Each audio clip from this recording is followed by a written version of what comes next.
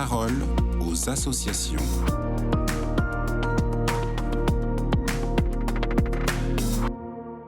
Amélie Bertholin, bonjour. Vous êtes responsable de l'information au sein de l'aide à l'Église en détresse. Avec la nouvelle année scolaire qui vient tout juste de débuter, vous vouliez partager avec nos auditeurs la joie de nombreux enfants défavorisés dans le monde qui ont pu participer cet été à des camps de vacances. On vous écoute. Oui, grâce au soutien des bienfaiteurs de l'AED, ce sont plus de 1600 camps qui ont été organisés dans 18 pays, permettant à des milliers d'enfants et d'adolescents de se retrouver dans un environnement sûr et reposant. Ces jeunes sont syriens, ukrainiens, égyptiens, libanais, irakiens ou encore arméniens. En Syrie, par exemple, pays où la pauvreté pèse lourdement sur le quotidien des familles, ces camps permettent aux enfants d'échapper, ne serait-ce que quelques jours, à la désolation qui les entoure. Un chef scout syrien nous a partagé son émotion. À travers ces activités, nous dit-il, nous voulons rendre espoir à nos jeunes, leur montrer que cela vaut la peine de surmonter les difficultés dans la vie. Si nous ne parvenons pas à changer leur mentalité, nous aurons une génération sans idéaux et sans rêves. Au Liban, l'AED a également pu financer des camps d'été pour 60 000 enfants. Et l'AED a également pu financer au Liban des camps d'été pour 60 000 enfants. Oui, les témoignages des enfants qui participent à ces camps sont très touchants. Pour eux, ces quelques jours, loin des difficultés de la vie quotidienne, sont une véritable bénédiction.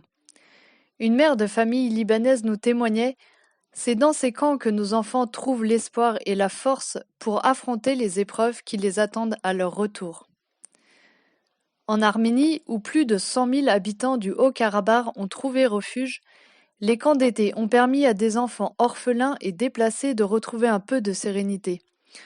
Sœur Aroudiag, la supérieure des sœurs arméniennes de l'Immaculée Conception, atteste que ces camps sont l'événement le plus attendu de l'année pour ces jeunes. Pendant ces quelques jours de repos, ils peuvent non seulement renforcer leur santé physique et morale, mais aussi renouer avec leur foi et leur identité chrétienne. Ce sont des lieux vraiment importants de croissance humaine et spirituelle, des temps de joie et de foi. Alors merci, chers amis, pour ces camps de vacances que vous avez rendus possibles. Et comment se profile la rentrée dans les pays que vous suivez tout particulièrement ? Alors les rentrées sont très différentes d'un pays à l'autre. Au Liban, par exemple, la rentrée a pu se faire dans la majorité du pays, mais de manière très chaotique. Par contre, au sud du pays, où les affrontements entre le Hezbollah et Israël ne cessent de s'intensifier, beaucoup de classes n'ont pas pu réouvrir et la situation reste très préoccupante.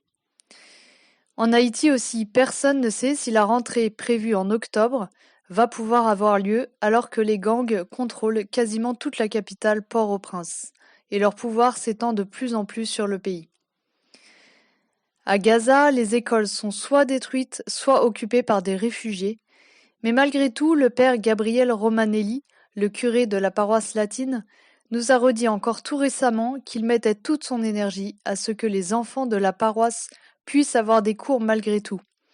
Alors il essaye de trouver des professeurs car beaucoup sont partis et aussi des espaces où les élèves puissent se réunir. Une bonne nouvelle malgré tout au Mali, où l'Église détient beaucoup d'écoles de grande qualité. Les évêques nous confiaient qu'ils étaient très inquiets à la fin de l'année scolaire car l'État avait décrété qu'il ne financerait plus le salaire des enseignants, ce qui obligeait les écoles catholiques à fermer leurs portes.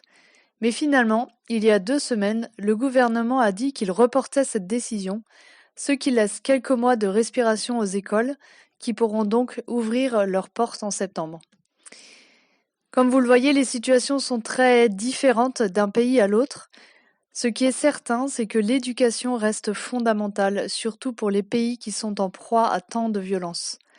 L'AED continue de tout mettre en œuvre pour soutenir les écoles à travers le monde, et en ce mois de septembre, nous pouvons prier particulièrement pour tous ces enfants, notamment pour ceux qui se battent pour pouvoir aller à l'école.